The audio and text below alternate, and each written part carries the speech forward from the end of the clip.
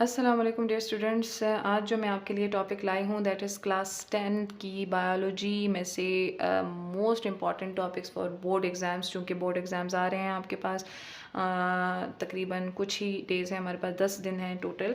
तो मैं ये टॉपिक्स आपके लिए लेकर आई हूँ। ये टॉपिक्स आपने बायोलॉजी में बिल्कुल नहीं छोड़ने, ठीक है। ये आप याद करके जाएंगे, लाजमी आपने ये याद करने हैं, तभी जो है ना आपका पेपर, अगर ये टॉपिक्स भी आप याद कर लेते हैं तो आपका पेपर बहुत अच्छा हो जाएगा, ठीक है।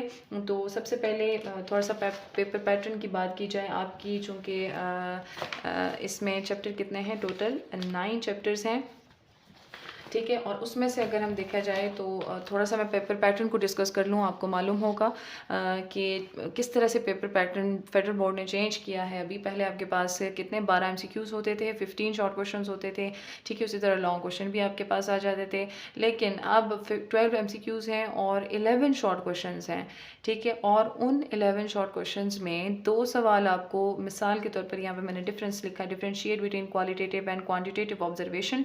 उस पहला सवाल है और दूसरा आ गया what are the characteristics of hypothesis, ठीक है। ये 2 सवाल हैं, इनके दरमियान और आ गया है, ठीक है। इस और का मतलब क्या है कि या तो पहला सवाल करें या फिर दूसरा सवाल करें, ठीक है।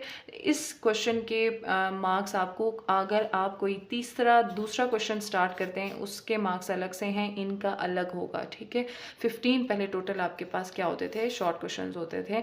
तो उसमें से आप कोई से 11 करके आपके पास जो है ना चॉइस होती थी, कोई से 11 करें, ठीक हो गया। इसी तरह फिर 4 लॉन्ग क्वेश्चंस आएंगे आपके पास, और उन 4 लॉन्ग क्वेश्चंस में भी यही पैटर्न होगा कि आपके पास क्वेश्चन 1 और 2 होगा और उनके दरमियान और का आपके पास ऑप्शन आएगा, ठीक हो गया।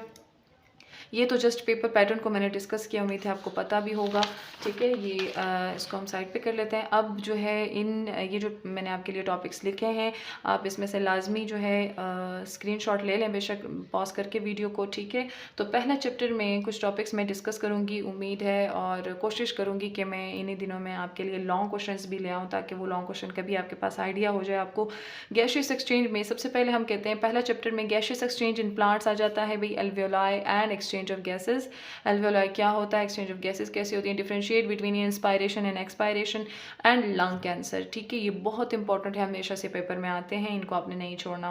होम्योस्टेसिस में ऑस्मोटिक एडजस्टमेंट इन प्लांट्स, ठीक है। Functioning of kidney, diagrams of kidney and nephron diagram आपने नहीं छोड़नी है, ठीक है। कोई भी टॉपिक आप पढ़ रहे हैं उस बायोलॉजी के अंदर होती ही डायग्राम्स हैं, आपको कोई न्यूमेरिकल सॉल्व नहीं करना होता, आपको किसी किस्म की कोई मैथ्स नहीं करनी होती, ठीक है। मैथ्स कुछ टॉपिक्स में मीन्स की कैलकुलेशंस हैं, लेकिन उस तरह से मैथ्स आप नहीं उसमें कैलकुलेट करते। तो आपके पास टोटली डाटा होता है, डाटा आपने लिखना होता है और आपने उससे रिलेटेड डायग्राम बनानी होती है, ताकि मार्क्स आपके किसी भी एंगल से ना कटें, ठीक है।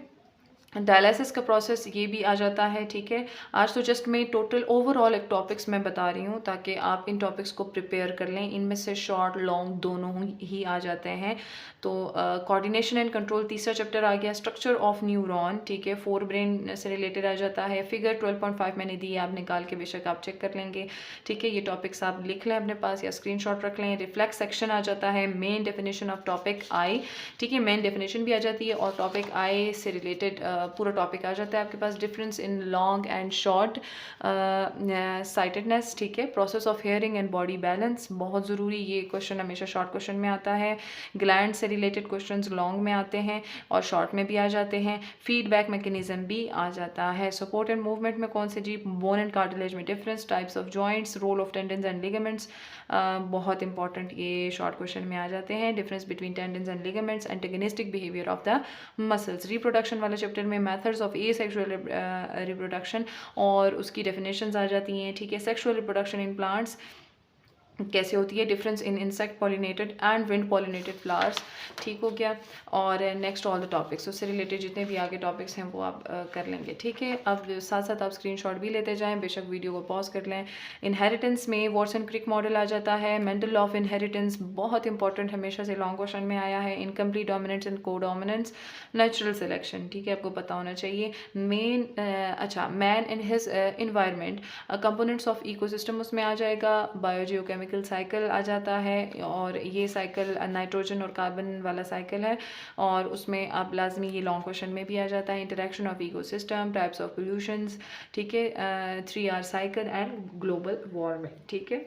बायोटेक्नोलॉजी में इंपॉर्टेंस ऑफ बायोटेक्नोलॉजी क्या होती है, फर्मेंटेशन क्या है जी, फिर उसके बाद जेनेटिक इंजीनियरिंग आ जाती है, और SCP जो है वो टॉपिक प्रोटीन से रिलेटेड जो है वो वाला टॉपिक आ जाता है। एक छोटा सा पैराग्राफ दिया हुआ है, आई थिंक सो, उसको आप जो है डिस्कस कर लेंगे इंशाल्लाह। उसको डिस्कस क्या आपने याद करना है उसको लाजमी, ठीक है। फार्माकोलॉजी आ जाती है, एडिक्टिव ड्रग्स उसमें आएंगे, एंटीबायोटिक्स एंड वैक्सीन्स का difference, mode of action of vaccine बहुत इंपॉर्टेंट, ये भी आ जाता है, ठीक है। तो ये टॉपिक्स जो मैंने आपको बताए हैं ये लाजमी आपने हर सूरत करने हैं, आप इसका स्क्रीनशॉट ले सकते हैं, ठीक है। लाजमी टॉपिक्स को मत छोड़िएगा, और कोशिश करूँगी कि मैं आपके लिए नेक्स्ट वीडियोस में लॉन्ग क्वेश्चन भी ले आऊँ, ठीक है, लेकिन ये टॉपिक्स आपने नहीं छोड़ने। थैंक यू सो मच, उम्मीद है आपकी हेल्प हो गई होगी, ठीक है, और best of luck for your papers.